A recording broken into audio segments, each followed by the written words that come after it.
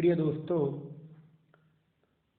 आपका अपने इस YouTube channel Om BS with education में बहुत बहुत स्वागत है।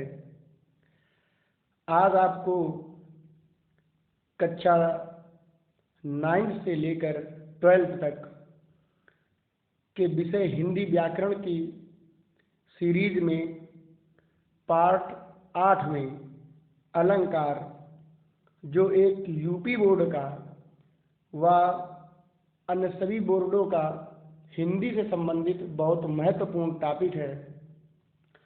आप लोगों को बड़ी दिक्कत रहती है अलंकार पहचानने में, तो आज बहुत ही अच्छे तरीके से हमने बहुत मेहनत करके आपको पढ़ा रहे हैं ताकि आपको अलंकार बहुत अच्छे तरीके से आ सके। और पिछले भागों में हमने आपको संधि और समास पढ़ा दिया है। समस्त बोर्ड के एग्ज़ाम में जो कक्षा 9 से 12 तक एग्ज़ाम में सिलेबस आता है, जो पाठ्यक्रम है, वो सभी पाठ्यक्रम को धीरे धीरे हम आपको पूरा कराते चलेंगे। तो आप सभी प्रिय दोस्तों कापी और पेन को अपने पास अवश्य रखें और नोट्स बनाते चलें।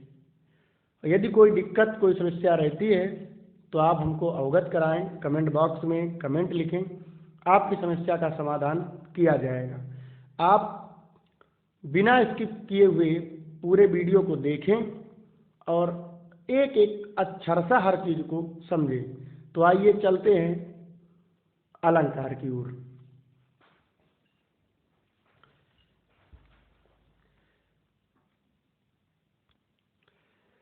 तो आप देख रहे हैं अलंकार। अलंकार क्या होता है? परिभाषा: अलंकार का शाब्दिक अर्थ है आभूषण। शाब्दिक का मतलब होता है उस शब्द का अर्थ। शाब्दिक अर्थ का मतलब शब्द का अर्थ। तो अलंकार का शाब्दिक अर्थ होता है आभूषण। आप सभी जानते हैं कि आभूषण किन्हें कहते हैं। और शाब्दिक अर्थ क्या होता है? जो शब्द दिया जाता है उसका, यानी शब्द विशेष के अर्थ को हम शाब्दिक अर्थ कहते हैं। तो परिभाषा क्या बनी? अलंकार का शाब्दिक अर्थ है आभूषण, अर्थात काव्य की शोभा बढ़ाने वाले को अलंकार कहते हैं। तात्पर्य यह हुआ, काव्य जो होता है उसकी शोभा जिसके कारण बढ़ती है, जिन शब्दों के कारण बढ़ती है, उनको हम अलंकार कहते हैं। काव्य किसे कहते हैं? जो चीज पद्य के रूप में होती है, अर्थात जिसको लयबद्ध तुक से गाया जा सकता है, उसे हम पद्य कहते हैं, काव्य कहते हैं। और उसी काव्य की शोभा बढ़ाने वाले को हम अलंकार कहते हैं। तो आप परिभाषा समझ गए होंगे। आप नोट्स अवश्य बनाते जाएं कि काव्य की शोभा बढ़ाने वाले को अलंकार कहते हैं। अब आ जाते हैं अलंकार के भेद। तो प्रिय साथियों, अलंकार के दो भेद होते हैं, शब्दालंकार, अर्थालंकार। तो शब्दालंकार क्या होता है? जहाँ काव्य की शोभा शब्द से बढ़ती हो, जहाँ शब्द या अक्षर से पता चलता हो कि इसमें ये अलंकार है, इसमें कौन सा अलंकार है। जहाँ शब्द से पता चलता है, अक्षर से पता चलता है, वर्ण से पता चलता है, उसे हम शब्दालंकार कहते हैं। दूसरा है अर्थालंकार।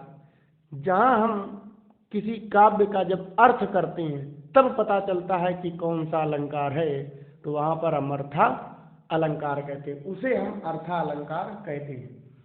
तो शब्दालंकार की एक परिभाषा बनी, जहाँ काव्य की शोभा, जहाँ काव्य की शोभा शब्द, अक्षर, वर्ण से बढ़ती हो, उसे शब्दालंकार कहते हैं। पुनः समझो, जहाँ काव्य की शोभा शब्द अक्षर वर्ण से बढ़ती हो उसे हम शब्दालंकार कहते हैं। अर्थालंकार की परिभाषा क्या है?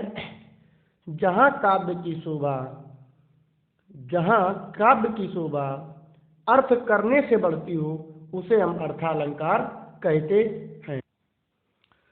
तो जहाँ काव्य की शोभा अर्थ से बढ़ती हो, अर्थ से बढ़ती हो उसे हम अर्थालंकार कहते हैं। तो तात्पर्य यह हुआ कि अलंकार के जो दो भेद हैं, नंबर 1 शब्दालंकार, नंबर 2 अर्थालंकार। तो शब्दालंकार का मतलब ये हुआ कि जब हम काव्य में उपस्थित शब्दों को देखते हैं और शब्दों से पता चलता है कि इसमें कौन सा अलंकार है, तो उसको हम शब्दालंकार कहते हैं। अर्थात जहाँ शब्द अक्षर वर्ण से पता चलता हो, शब्द अक्षर वर्ण से शोभा बढ़ रही हो काव्य की, उसे हम शब्दालंकार कहते हैं। और जहाँ काव्य का अर्थ करने से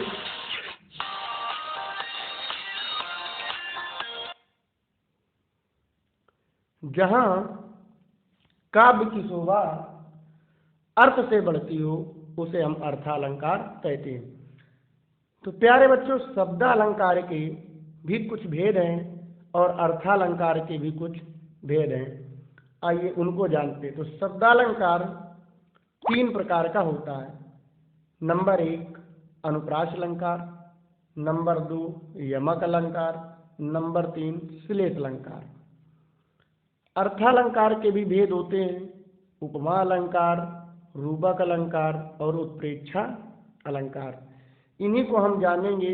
और आपके जो बोर्ड एग्जाम में आते हैं वो 3 अलंकार आते हैं, उपमा अलंकार, रूपक अलंकार, उत्प्रेक्षा अलंकार। लेकिन हम आपको विस्तृत रूप से अच्छे तरीके से ये 6 प्रकार के अलंकारों को आपको पढ़ा देते हैं। तो आप इन 6 को पढ़ेंगे और एग्जाम के लिए आपके जो महत्वपूर्ण है वो है उपमा अलंकार, रूपक अलंकार और उत्प्रेक्षा अलंकार। तो आइए चलते हैं अनुप्रास अलंकार की ओर। अनुप्रास अलंकार वह अलंकार जहाँ व्यंजन वर्णों की आवृत्ति बार बार होती है, अनुप्रास अलंकार कहलाता है। पुनः समझेंगे, वह अलंकार जहाँ व्यंजन, इसको आपको ध्यान से समझना है कि ये व्यंजन वर्णों की आवृत्ति। व्यंजन वर्ण क्या होते हैं? हिंदी वर्णमाला में का से लेकर के ज्ञा तक के वर्णों को हम व्यंजन कहते हैं और आ से लेकर के आहा तक के वर्णों को हम स्वर कहते हैं। तो जहाँ पर व्यंजन वर्णों की आवृत्ति बार बार होती है उसे हम अनुप्रास अलंकार कहते हैं। अब इसको हम उदाहरण से समझेंगे। चलते हैं उदाहरण की ओर। तो आप देख रहे हैं एक उदाहरण लिखा है, बंदहु गुरुपद पद्म परागा सुरुचि सुभाष सरस अनुरागा। तो आपने उदाहरण को पढ़ा, बंदहु गुरुपद पद्म परागा सुरुचि सुभाष सरस अनुरागा। तो ये अनुप्रास अलंकार का उदाहरण है। अभी अनुप्रास अलंकार में हमने आपको बताया था कि जहाँ व्यंजन वर्ण बार बार आते हैं वहाँ पर अनुप्रास अलंकार होता है। तो आप देख रहे होंगे यहाँ कुछ व्यंजन वर्ण हैं जो कई बार आए हैं। जैसे आप देखिए, इसमें पा, द, सा, रा की आवृत्ति बार बार हुई है। जैसे आप देखिए, पा शब्द 1 2 3 बार पा शब्द आया है। दा शब्द 1 2 3 बार दा शब्द आया है। सा शब्द 1 2 3 बार सा शब्द आया है। रा शब्द आप देखेंगे 1 2 3 4 और 5 बार। तो रा शब्द यहाँ पर 5 बार आया है। तो आप देख रहे होंगे व्यंजन वर्ण बार बार आ रहे हैं। तो जहाँ व्यंजन वर्णों की आवृत्ति बार बार होती है उसे हम अनुप्रास अलंकार कहते हैं। आपके बहुत अच्छी तरीके से समझ में आ गया होगा। तो जब भी कभी कोई उदाहरण पेपर में आए, क्योंकि पेपर में अलंकार से संबंधित 2 तरह के प्रश्न पूछे जाते हैं। आपको उदाहरण दिया जाएगा और पूछा जाएगा निम्न उदाहरणों में कौन सा अलंकार है, उसकी पहचान कीजिए। या पूछा जाएगा दूसरे तरीके के प्रश्न में कि निम्न अलंकार की परिभाषा सा उदाहरण सहित दीजिए। तो यदि उदाहरण आता है तो आप देखोगे यदि व्यंजन वर्ण की आवृत्ति बार बार होती है तो वहां पर हमारा अनुप्रास अलंकार होता है। तो आप देख रहे होंगे यहाँ जो काव्य की शोभा है वो वर्ण के माध्यम से पता चल रहा है कि इसमें कौन सा अलंकार है, तो यहाँ पर अनुप्रास अलंकार हुआ। और कैसा अलंकार है वो शब्दालंकार है। दूसरा उदाहरण आप देख रहे होंगे, चारु चंद की चंचल किरणें खेल रही हैं जल थल में। तो इसमें चा वर्ण की आवृत्ति बार बार होती है। देखिए, एक बार, दो बार, तीन, चार। तो जो चा शब्द है वो इसमें 4 बार आया है। इसके बाद आप ला शब्द देखेंगे, ला वर्ण देखेंगे, ला एक बार, 2 बार, 3 और 4 बार। तो यहाँ पर चा वर्ण और ला वर्ण कई बार आया है, तो इसलिए यहाँ पर जो अलंकार हुआ वो हुआ अनुप्रास अलंकार। अब आते हैं दूसरा उदाहरण है, दूसरा अलंकार यमक अलंकार। यमक अलंकार क्या होता है? वह अलंकार जहाँ शब्दों की आवृत्ति बार बार होती है किंतु उसका अर्थ अलग अलग होता है, यमक अलंकार कहलाता है। पुनः समझिए आप, अनुप्रास अलंकार में क्या होता था? वर्ण अर्थात अक्षर की आवृत्ति बार बार होती थी, अक्षर कई बार आता था। और यमक अलंकार में वह अलंकार जहाँ शब्द कई बार आता है और उस शब्द का अर्थ भी अलग अलग होता है, उसे हम यमक अलंकार कहते हैं। जैसे उदाहरण से समझेंगे, कनक कनक ते 100 गुनी मादकता अधिकाय, या खाए बौराए जग या पाए बौराए। अब समझेंगे आप, तो जो यमक अलंकार होता है इसमें शब्द की आवृत्ति बार बार होगी और जो शब्द लगातार आ रहे होंगे उनके बीच में इस तरीके का योजक चिन्ह लगा होगा और दोनों शब्दों का अर्थ भी अलग अलग होगा। जैसे कनक कनक के 100 गुनी, यहाँ पर कनक शब्द की आवृत्ति बार बार हो रही है। इसमें एक कनक का अर्थ है सोना और दूसरे का अर्थ है धतूरा। अर्थ हुआ कनक कनक के 100 गुनी मादकता अधिकाय, या खाए बौराए जग या पाए बौराए जग। कनक माने सोना। यदि सोना किसी को मिल जाता है तो वो मदान हो जाता है, यानी पा करके बौरा जाता है, एक अहंकार आ जाता है, मद आ जाता है। और एक कनक माने होता है धतूरा, यदि वो खा लेता है कोई तो बौरा जाता है, पागल हो जाता है, क्योंकि वो बहुत गर्म होता है। तो आप समझ रहे होंगे कि कनक कनक के 100 गुनी मादकता अधिकाय। आप देख रहे होंगे कनक शब्द की आवृत्ति बार बार हो रही है। और यमक अलंकार में जिन शब्दों की आवृत्ति बार बार होती है उनके बीच में योजक चिन्ह लगा होता है। तो आप ये भी याद रखेंगे और आपको ये पहचान हमेशा ध्यान में रखनी है कि शब्द की आवृत्ति बार बार होगी और बीच में उनके योजक चिन्ह लगा होगा, जिसे डेस कहते हैं। वहाँ जो अलंकार होता है वो यमक अलंकार होता है। दूसरा उदाहरण है, सूर सूर तुलसी शशि उडगन केशवदास, अब के कवि खद्योत सम जहते करत प्रकाश। आप यहाँ देख रहे होंगे कि सूर सूर, एक सूर का मतलब कवि से है, और कौन से कवि? सूरदास से। और दूसरे सूर का मतलब सूर से है, जिनसे हम प्रकाश पाते हैं, सूर्यदेव से है। तो सूर सूर तुलसी शशि उडगन केशवदास, अब के कवि खद्योत सम जहता करत प्रकाश। तो यहाँ पर शब्द की आवृत्ति, सूर शब्द की आवृत्ति बार बार हो रही है और दोनों शब्दों के बीच में योजक चिन्ह लगा है। तो आप याद रखिएगा कि यमक अलंकार की जो पहचान है, शब्द बार बार आएगा और लगातार आएगा। ये नहीं कि कनक के बाद फिर कई शब्द आए इसके बाद कनक आया। कनक कनक, सूर सूर, लगातार शब्द आएंगे, शब्दों के बीच में योजक चिन्ह होगा और उनका अर्थ भी अलग अलग होगा। उनको हम यमक अलंकार कहते हैं। अनुप्रास शब्दालंकार का तीसरा भेद है श्लेष अलंकार। वह अलंकार जिसमें एक शब्द अनेक अर्थों में प्रयुक्त होता है श्लेष अलंकार कहलाता है। तात्पर्य यह हुआ कि शब्द एक होगा लेकिन उसका अर्थ अलग अलग होगा। वह अलंकार जिसमें एक शब्द अनेक अर्थों में प्रयुक्त होता है। शब्द एक ही होगा लेकिन अवस्था के आधार पर उसके अर्थ अलग अलग होंगे। जैसे सीधी चलते राह जो रहते सदा निशंक, जो करते विप्लव उन्हें हरि का है आतंक। तो आप देख रहे होंगे सीधी चलते राह जो रहते सदा निशंक, जो करते विप्लव उन्हें हरि का है आतंक। तो हरि जो शब्द आया है इसके दो अर्थ हैं। यहाँ पर हरि शब्द के दो अर्थ हैं। हरि शब्द का अर्थ है भगवान विष्णु से, और दूसरा हरि माने बंदर। तो जो हरि शब्द है ये दो अर्थों में प्रयुक्त हुआ है, एक भगवान विष्णु से और दूसरा बंदर से। तो श्लेष अलंकार का मतलब होता है वह अलंकार जिसमें एक शब्द एक ही होता है और अर्थ उसके अलग अलग हो जाते हैं वाक्य भेद के अनुसार। जैसे एक उदाहरण है, रावण सर सरोज बनचारी, चली रघुवीर सिली मुख धारी।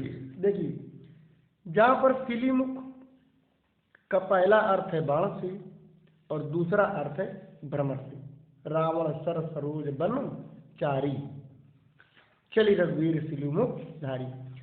तो सिली मुख माने बाण। रावण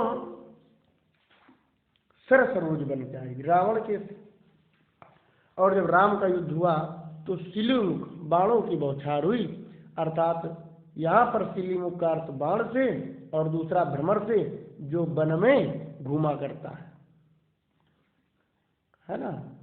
और रावण सर सरोज बनचारी, तो जो सरोज माने, सरोज का अर्थ होता है कमल का पर्यायवाची शब्द है, और बनचारी सरोज पर रहने वाला अर्थात कमल पर भ्रमण करने वाला शिलीमुख जो है उसे हम भ्रमर यानी भौरा। और रावण सर सरोज बनचारी, तो वह रावण के अर्थों में शिलीमुख का और रघुवीर से संबंधित करते शिलीमुख का अर्थ बाण आता है। इसके बाद एक उदाहरण आता है, आइए अब पढ़ते हैं अर्था अलंकार। हमने बताया था आपको अर्थालंकार किसे कहते हैं, जहाँ काव्य की शोभा अर्थ के माध्यम से बढ़ती हो उसे हम अर्थालंकार कहते हैं। अर्थालंकार के भी हमने आपको तीन भेद बताए थे जो प्रमुख हैं, उपमा अलंकार, रूपक अलंकार और उत्प्रेक्षा अलंकार। तो इसमें सबसे पहले हम पढ़ेंगे उपमा अलंकार। क्या होता है उपमा अलंकार? वह अलंकार जहाँ दो वस्तुओं या व्यक्तियों के गुणों, आकृति, स्वभाव की तुलना की जाए, उपमा अलंकार कहलाता है। पुनः समझेंगे, उपमा का मतलब होता है तुलना करना, और जब भी कभी तुलना की जाती है तो वो तुलना कभी एक व्यक्ति में नहीं हो सकती, उसके लिए दो चीज़ों का होना आवश्यक है। तो कहने का मतलब जहाँ दो वस्तुओं, दो या दो से अधिक भी हो सकती, तो जहाँ दो वस्तुओं, व्यक्तियों के गुणों, आकृति, स्वभाव की तुलना की जाए उसे हम उपमा अलंकार कहते हैं। इसको इस तरीके से भी समझ सकते हैं, जहाँ उपमेय की तुलना उपमान से की जाए वह उपमा अलंकार होता है। अब आपके संदर्भ में एक शब्द आया कि उपमेय क्या है और उपमान क्या है। क्या होता है उपमा अलंकार? जहाँ दो वस्तुओं, दो व्यक्तियों के गुणों, आकृति, स्वभाव की तुलना की जाए वह उपमा अलंकार होता है। अर्थात जहाँ उपमेय की तुलना उपमान से की जाए वह उपमा अलंकार होता है। तो ये उपमेय और उपमान क्या है, आइए इसको समझते हैं। उपमेय जिसकी तुलना या उपमा दी जाती है, अर्थात जिसकी तुलना या उपमा की जाती है उसे हम उपमेय कहते हैं। और जिससे तुलना या उपमा की जाती है, जिसकी तुलना या उपमा की जाए वो उपमेय, और जिससे की जाए वो उपमान होता है। जैसे एक उदाहरण है, हाय फूल सी कोमल बच्ची, हाय फूल सी कोमल बच्ची, हुई राख की थी ढेरी। रानी लक्ष्मीबाई से संबंधित है ये, हाय फूल सी कोमल बच्ची। तो फूल और बच्ची, तो बच्ची की तुलना किससे की जा रही है? फूल से की जा रही है। हाय फूल सी कोमल बच्ची, बच्ची कैसी थी? फूल के समान कोमल थी। बच्ची कैसी थी? बच्ची फूल के समान कोमल थी। तो यहाँ बच्ची की तुलना या बच्ची की उपमा किससे की जा रही है? फूल से की जा रही है। तो जहाँ पर अब किसकी तुलना की जा रही है? बच्ची की। तो जिसकी तुलना की जाती है उसे कहते हैं उपमेय। और किससे की जा रही है? फूल से। तो फूल क्या हो गया? उपमान। समझ में आया होगा आपको कि उपमेय और उपमान क्या? उपमेय वो है जिसकी तुलना की जाती है या जिसकी उपमा की जाती है, और उपमान वो है जिससे तुलना की जाए या जिससे उपमा की जाए। उदाहरण हमने आपको बताया, हाय फूल सी कोमल बच्ची। तो बच्ची की तुलना फूल से की जा रही है। बच्ची कैसी है? बच्ची फूल के समान कोमल है। तो बच्ची की तुलना फूल से हो रही है। तो बच्ची है उपमेय और फूल है उपमान। अब देखिए, कई सारे उदाहरण आते हैं और पेपर में पूछा जाता है कि निम्न में कौन सा अलंकार है। तो उसकी पहचान भी आप कैसे करेंगे? उसके लिए हमने देखिए एक सरलता से बहुत व्यक्त किया है। जैसे पहचान, जो उपमा अलंकार होते हैं उनके वाक्यों में के समान, सा, सी, से, सम, सरिस आदि शब्द आते हैं। यदि कहीं आपको ये शब्द मिल जाए तो आप समझ जाइए वहां पर कौन सा अलंकार होगा? वहां पर उपमा अलंकार होगा। जहां पर ये शब्द आपको मिल जाए, के समान, सा, सी, से, सम, सरिस। आप नोट्स बना लीजिएगा और आप अच्छी तरीके से उनको समझें और पढ़ें। अब जैसे उदाहरणों को देखते हैं। जैसे लिखा है, हरि पद कोमल कमल से। हरि माने भगवान विष्णु, पद माने पैर, कोमल माने कोमल कमल से। तो आप पहचान के रूप में आप देखें तो यहाँ आपको से शब्द मिला। और हमने अभी आपको बताया कि उपमा अलंकार की पहचान क्या होती है? जहाँ के समान, सा, सी, से, सम, सरिस आदि शब्द आते हैं वहाँ पर उपमा अलंकार होता है। यह आप परिभाषा को अच्छे से समझ सकें। जहाँ दो वस्तुओं, दो व्यक्तियों के गुणों, आकृति, स्वभाव की तुलना की जाए वहाँ पर उपमा अलंकार होता है। या जहाँ उपमेय की तुलना उपमान से की जाए। अभी हमने बताया आपको कि उपमेय क्या होता है। जिसकी तुलना की जाती है वो उपमेय और जिससे की जाती है वहाँ उपमान। यह आप इन शब्दों को ध्यान रखें कि जहाँ पर के समान, सा, सी, से, सम, सरिस आदि शब्द आते हैं वहाँ पर उपमा अलंकार होता है। तो एक उदाहरण, हरि पद कोमल कमल से। तो से शब्द आया, पता चल जाएगा से शब्द है, तो वो कौन सा अलंकार हो गया? उपमा अलंकार हो गया। अब इसका हम अर्थ करें, क्योंकि अर्थालंकार है तो अर्थालंकार की शोभा अर्थ करने से ही बढ़ती है। अर्थ करने से ही पता चलेगा कौन सा अलंकार। तो अर्थ करें इसका, हरि पद, हरि के पैर, कोमल, कोमल है कैसे? कमल के समान। तो देखिए, हरि के चरणों की तुलना की जा रही है किससे? कमल से। तो हरि के पैर जो हो गए वो हो गए उपमेय और कमल हो गया उपमान। तो हरि पद कोमल कमल से, हरि के जो पैर हैं वो कमल के समान कोमल है। कमल के समान कोमल। अर्थ करने पर आप देख रहे होंगे, हरि के पैर या हरि के चरण कमल के समान। तो यहाँ पर अर्थ करने से के समान आता है और के समान भी हमने आपको बताया।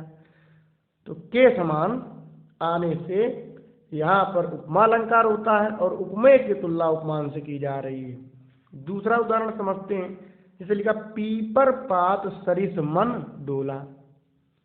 पीपर माने पीपल और पात माने पत्ता।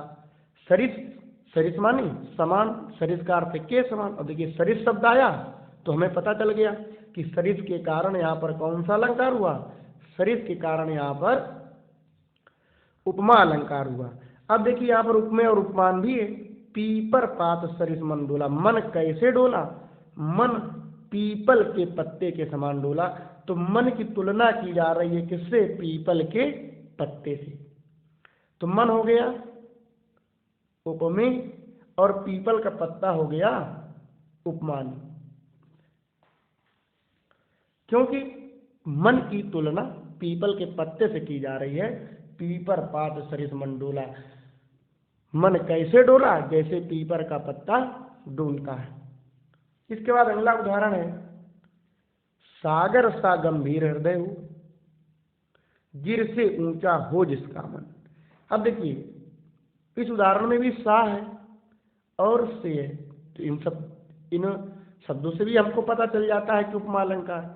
अब सागर सा गंभीर हृदय हो, हृदय की तुलना किससे की जा रही है, सागर से, कि हृदय कैसा होना चाहिए, सागर सा गंभीर होना चाहिए। तो हृदय क्या हो गया, हृदय हो गया उपमेय और सागर हो गया उपमा। गिर से ऊंचा हो जिसका मन। अब देखिए मन की तुलना गिरि माने पर्वत से की जा रही, गिर से ऊंचा हो जिसका मन, तो मन हो गया उपमेय और मन की तुलना किससे हो रही, गिर माने पर्वत से, तो पर्वत हो गया उपमान। तो आपको उपमा अलंकार समझ में आया होगा कि उपमा अलंकार क्या होता है, जहाँ दो व्यक्तियों के या दो वस्तुओं के गुणों, स्वभाव, आकृति, वेशभूषा की तुलना की जाती है, उसे हम उपमा अलंकार कहते हैं। अर्थात जहाँ उपमेय की तुलना उपमान से की जाए उसे हम उपमा अलंकार कहते हैं, या जिस वाक्य में या काव्य में के समान, साथी से सम आदि सरिस शब्द आते हैं उनको भी हम उपमा अलंकार कहते हैं। तो ये विस्तृत मुझे विश्वास है कि आपके बहुत अच्छे समझ में आया होगा। आइए अब इसका अर्थालंकार का दूसरा भेद रूपक अलंकार, उसको समझते हैं। अब आते हैं रूपक अलंकार, जहां पर उपमेय को ही उपमान मान लिया जाए। समझें आप इस चीज को कि उपमा अलंकार में क्या होता था, उपमेय और उपमान की तुलना की जाती थी, लेकिन यहाँ पर अलग है। जहाँ पर उपमेय को ही उपमान मान लिया जाए, अर्थात उपमेय व उपमान में कोई अंतर न पाया जाए, वहाँ रूपक अलंकार होता है। जैसे उदाहरण से समझते हैं, पायो जी मैंने राम रतन धन पायो। तो यहाँ पर राम रतन को, राम रूपी रतन को धन मान लिया गया। तो यहाँ राम रतन तो उपमेय हो गया, राम रतन उपमेय, और धन से तुलना, धन शब्द क्या हो गया, उपमान। अब आप इनमें देखें, अर्थ करें और समझें। इसमें राम रतन को ही धन बता दिया गया। यहाँ ये नहीं कहा गया कि राम रतन कैसा है, राम रतन धन के समान है, ये नहीं कहा गया। अगर ये कह दिया जाता कि राम रतन धन के समान है तो ये तुलना हो जाती, उपमा हो जाती। लेकिन यहाँ पर क्या है, कवि कह रहा है कि पायो जी मैंने राम रतन धन, हमने राम रूपी रतन धन प्राप्त कर लिया है। तो यहाँ राम रतन को धन मान ही लिया गया। दूसरा उदाहरण से समझेंगे, मैया मैं तो चंद्र खिलौना ले हूँ। भगवान श्री कृष्ण यशोदा मैया से कहते हैं कि मैया मैं तो चंद्र खिलौना ली हूँ। यहाँ चंद्र जो उपमेय है और खिलौना क्या है, उपमान। तो भगवान श्री कृष्ण ने कहा चंद्र खिलौना ले हूँ, यानी चंद्रमा को खिलौना मान ही लिया है। ये नहीं कहा जा रहा कि वो खिलौना कैसा है या वो चंद्र कैसा है। अगर ये कहता कभी कि खिलौना कैसा है, खिलौना चंद्रमा के समान है, तो यहाँ पर हो जाता उपमा अलंकार। लेकिन अर्थ कह रहा है कि मैया मैं तो चंद्र खिलौना ले हूँ। वो अर्थात भगवान श्री कृष्ण खिलौने को चंद्र ही मान रहे हैं। चंद्र को देख करके वो कहते हैं कि चंद्र खिलौना ले हूँ, हमें चंद्र खिलौना चाहिए। अर्थात वो चंद्र को, चंद्रमा को खिलौना ही मान रहे हैं। इसमें भगवान श्री कृष्ण की नजर चंद्रमा रूपी खिलौना के समान प्रतीत होती है, अर्थात वो चंद्रमा को ही खिलौना समझ रहे हैं और उन्होंने चंद्रमा को खिलौना मान ही लिया है और कहा है कि चंद्र खिलौना ले आओ, हमें चंद्र खिलौना चाहिए, अर्थात चंद्रमा को उन्होंने खिलौना मान लिया है। इसके बाद अगला उदाहरण है, गोपी पद पंकज पावन कीरज जामे सिर भीजे। इसमें पैरों को ही कमल बता दिया गया है। गोपी पद, पंकज पावन, पद माने पैर, पंकज पावन, पंकज माने कमल, पावन की रज जामे सिर भीजे। इसमें पैरों को ही कमल बता दिया गया है, पैरों को ही। अब चलते हैं अर्थालंकार का तीसरा भेद, उत्प्रेक्षालंकार। उत्प्रेक्षालंकार क्या होता है? जहां पर उपमेय में उपमान की संभावना प्रकट की जाती है वहां पर उत्प्रेक्षालंकार होता है। अब आप यहां समझें कि उत्प्रेक्षालंकार क्या है। जहां पर उपमेय में उपमान की संभावना प्रकट की जाती है वहां उत्प्रेक्षालंकार होता है। इसकी पहचान क्या है? जहां वाक्यों में मनु जन, जनहु जानो, मानव मानो, ज्यों निश्चय आदि शब्द आते हैं उसे हम उत्प्रेक्षालंकार कहते हैं। ये पहचान है उत्प्रेक्षालंकार की। अगर किसी काव्य में आपको या दोहा में, चौपाई में ये शब्द मिल जाएं, जनु जानो, मनु मानो, जानहु मानो, जनहु मनो, ज्यों निश्चय आदि शब्द, वहां पर उत्प्रेक्षालंकार कहते हैं। अच्छा, परिभाषा में आप देख रहे होंगे जहां पर उपमेय में उपमान की संभावना प्रकट की जाती है। अब आप पूरा एक बार तीनों को समझें। उपमा अलंकार में क्या होता था कि उपमेय की तुलना उपमान से की जाती थी, तुलना की जाती थी। रूपक में क्या होता था? उपमेय को ही उपमान मान लिया जाता था। और उत्प्रेक्षालंकार में उपमेय की संभावना उपमान में की जाती है। जैसे उदाहरण हम आपको समझाएं, जैसे राम श्याम के समान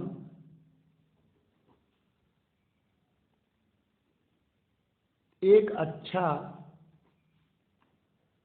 लड़का है।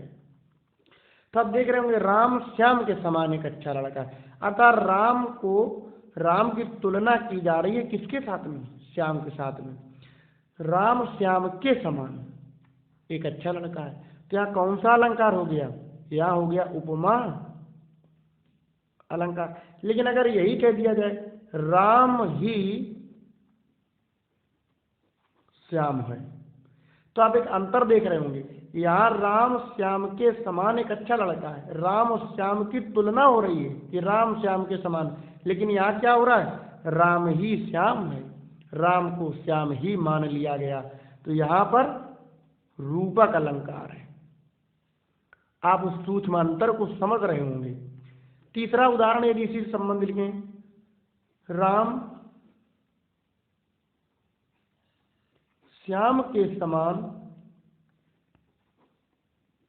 हो सकता है। अब देखिए यहां लगा दिया हो सकता है,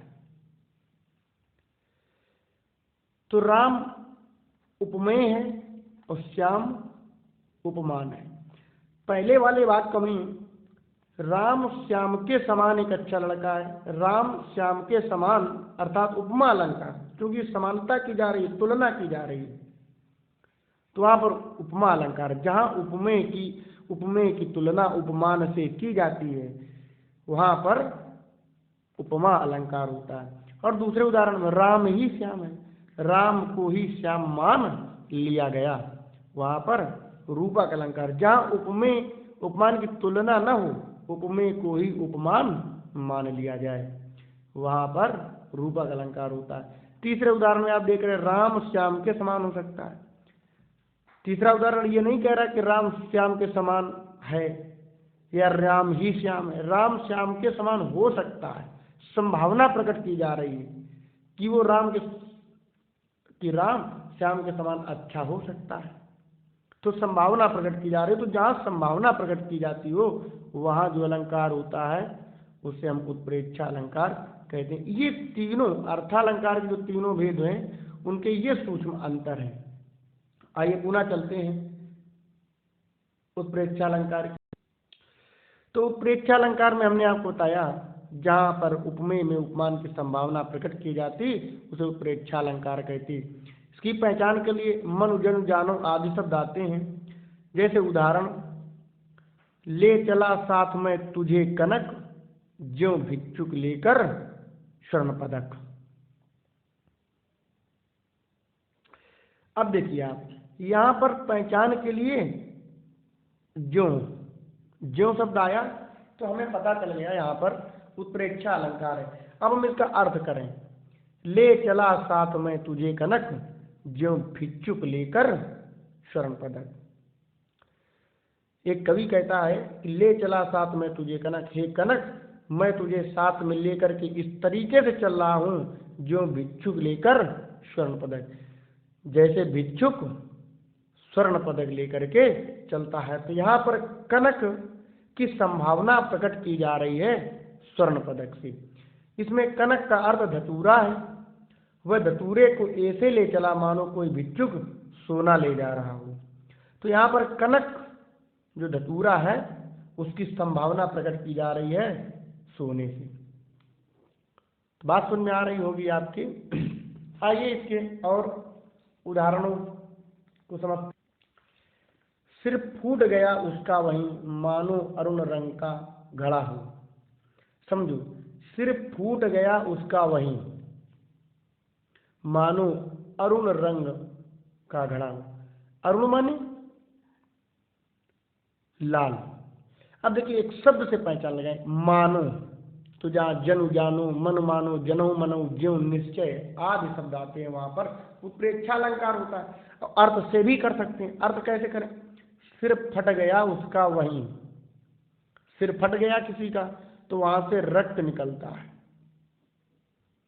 मानो अरुण रंग का घड़ा हो, जैसे लाल रंग का घड़ा हो। जब सिर फूट गया तो उसे ऐसा लगा जैसे मानो वो लाल रंग का घड़ा हो। अब देखिए उदाहरण में, सिर फट गया तो उसको लाल रंग के घड़े से तुलना नहीं की जा रही है, और न लाल रंग के घड़े या सर को लाल रंग ही मान लिया जा रहा है। मानो संभावना प्रकट की जा रही है। ये जो शब्द हैं, जो, जनु, जानो, मानो, ये सब संभावना रूपी शब्द हैं। इस संभावना प्रकट कर रहे हैं कि उसका सर फट गया, मानो ऐसा लगता है कि जैसे वो लाल रंग का घड़ा हो। ये नहीं कहा गया कि वो सर फट गया उसका लाल रंग के घड़े के समान है। अगर लाल रंग के घड़े के समान होता तो वो उपमा हो जाता, या सर लाल रंग का घड़ा ही है तो वो रूपक हो जाता। लेकिन उदाहरण में क्या है, कवि का भाव है कि सर फट गया उसका वहीं, वो मानो कैसा लगता है जैसे लाल रंग का घड़ा हो। तो संभावना प्रकट की जा रही है। इसमें सिर की लाल रंग का घड़ा होने की कल्पना की जा रही है या कल्पना हो रही है, संभावना प्रकट की जा रही है। और भी उदाहरण है, जैसे सोहत ओढ़े पीत पटु, श्याम सलोने गात, मनहु नील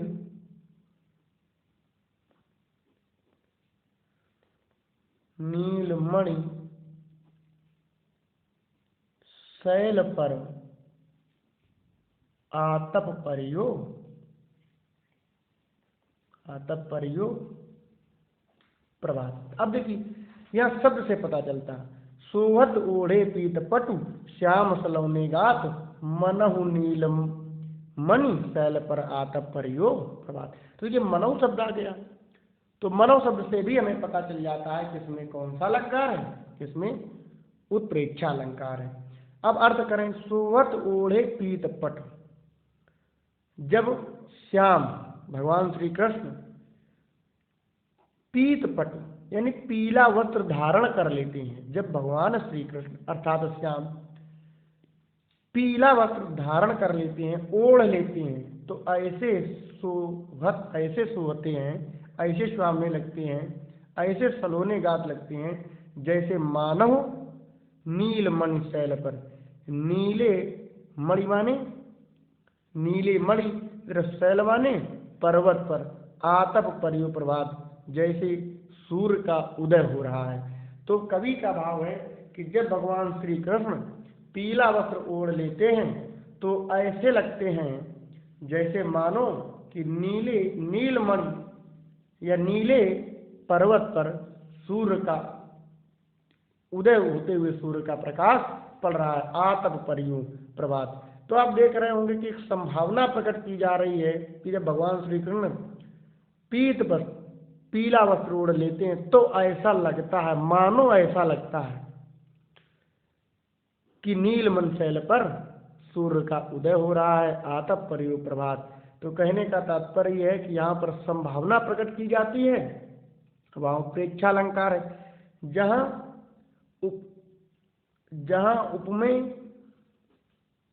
में उपमान की संभावना हो